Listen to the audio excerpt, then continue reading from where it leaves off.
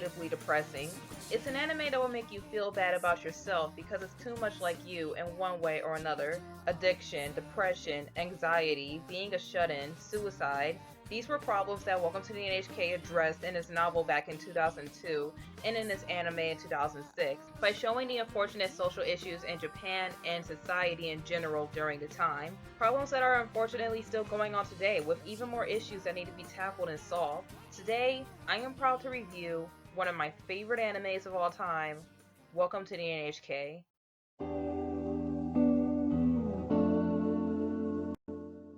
22-year-old Sato is a Nihikamori, better known as a shut-in. He doesn't go out and interact with people. He lives off of the money that his parents give him. He dropped out of college and he spends his days drinking, smoking, watching TV, reading, and talking to himself and the voices in his head. His mind is full of the conspiracies of the NHK, the people that turned him into a NEET, and he can't escape them because no matter how much he wants to get away from him, they are always watching.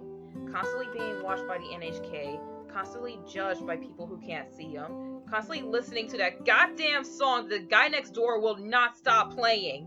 He wants to go outside sometimes, but it's difficult when his self-induced need struggles to leave his apartment with his crippling social anxiety. Escape comes one day when there's a knock at his door, and he opens it to find the mysterious Misaki, a young girl about his age who claims that she can help him with his problem, and he accepts. Welcome to the NHK has a reputation for being a dark show. It tackles with the different subjects that I mentioned earlier in the healing process, the not so easy healing process, as it's full of addiction, suicidal thoughts, false wants, desires, dreams, and more.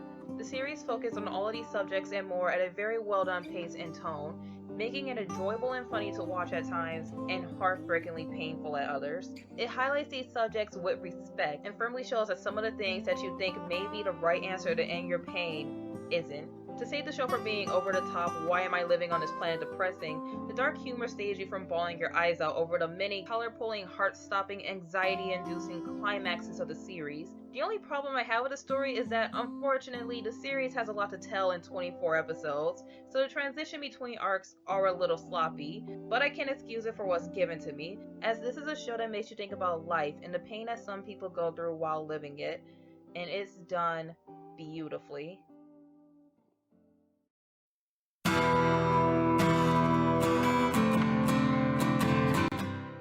Sato is mentally unstable. He thinks that if he can talk to more people and get more human interaction, then he'll be cured.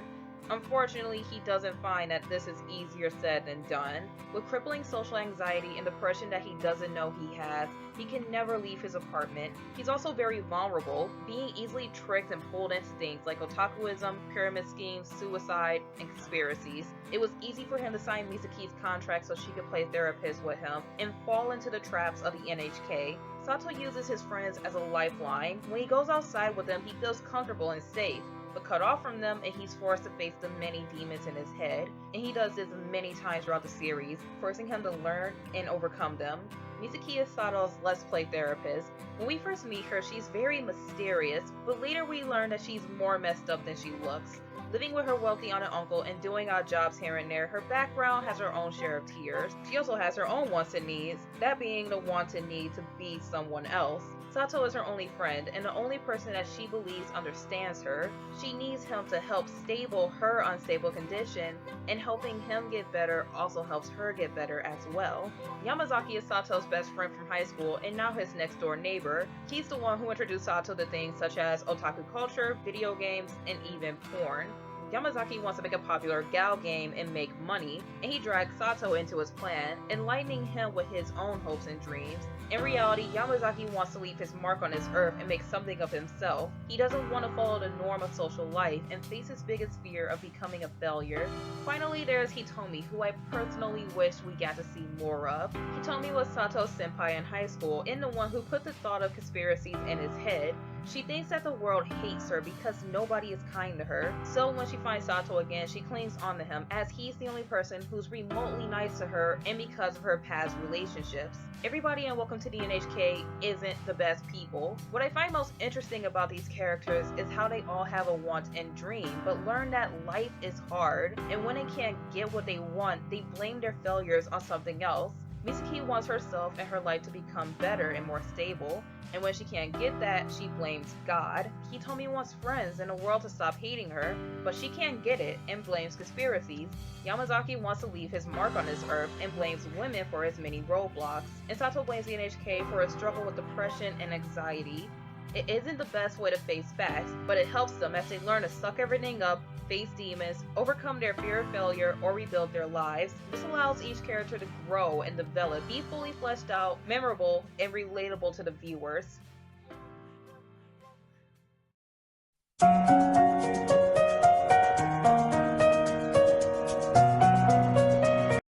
The animation is the low point of this anime. Studio Gonzo has this bad habit of making the anime start off looking really good and detailed, then turning the characters into unrecognizable blobs later. The show has aged very poorly and is almost 10 years old. The only good thing I can say about the animation is how the characters look like real people. I love this OST. Every track is used at just the right moment, and every song is awesome, ranging from upbeat songs to a soft acoustic guitar to a song which by today's standard is the equivalent to Disney Frozen's Let It Go. It will be stuck in your head for weeks, and you'll want to blow your brains out by day 3. It is that powerfully annoying. The opening is one of my favorites of all time. It reminds me a lot of Baccano's opening, catchy music, nicely flowing cuts to different shops, and full of hidden meaning. Also, those trumpets. I love those freaking trumpets. The second ending, although it's good and showcases the show's shift in tone very well, isn't even worth talking compared to the first ending. The first ending is wild and full of madness, just like Sato's head. As soon as it starts, it grabs you. Just watch these first few seconds for yourself.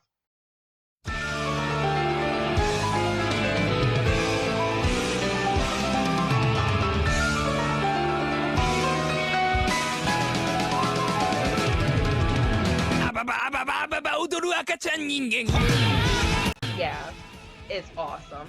Finally, I recommend watching this anime dubbed over subbed. Not only is it perfectly casted with Chris Patton, Greg Ayres, Stephanie Whittills, I'm sorry if I butcher your last name, this is the only anime I've seen you in, and Lucy Christian, but the chemistry between Greg and Chris is perfect and makes this anime more enjoyable to watch when Sato and Yamazaki are together. Be gone, dirty whores! Come on, Sato, say it with me! Be gone, dirty whores. That was pathetic, Sato! Put this on and try it again! Be gone, dirty whores. Channel your hatred and say it again! Be gone, dirty whores, you hear me? Okay, be gone, dirty whores! Be gone, dirty whores! Be gone, dirty whores! Be gone, dirty whores!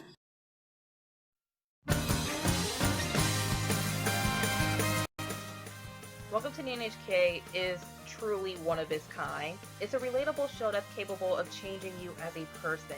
It teaches you that if you put in the work and accept who you are, accept the failures, the doubt, the fear, or anything else that you feel, you can walk away from them wondering what was ever wrong with you in the first place. I can guarantee you there was never a person who watched this show and wondered what they're doing wrong and if they can do better. And if there's someone that hasn't, then they need to pull their head out of their ass, because life isn't sunshine and rainbows. It's a success story. It's a learning curve. It's a classic. And so, I am proud to let Welcome to the NHK be the first anime that I am giving 5 out of 5 stars. I fully recommend it to anyone and everyone. If you haven't seen it, watch it. At the time of this video, Welcome to the NHK is licensed by and available from Funimation Entertainment. You can stream it on their website and Hulu. For recommendations today, I would recommend Watamote, and I'll put it on the screen right now. And now I'll take it down because I cannot recommend Watamote that easily. See my review for details. Instead, I recommend the movie Colorful, which, like NHK, is about a young man struggling with depression, and the anime The Tatami Galaxy, which is about a depressed young man who reminisces about the rose-colored college years that he never got. And just because I can, I'll recommend the much lighter Princess Jellyfish, because, like NHK, it helped me out a lot as well. And that is all from me, everyone. Thank you so much for watching this video and for getting through this horrible, awful, depressing month with me. Please remember to drop a sub, leave a like, and comment which anime you would like to see me review next. And until next time, Please let the next video be happier. Oh, I promised myself I wouldn't review that anime for a very long time. That can work.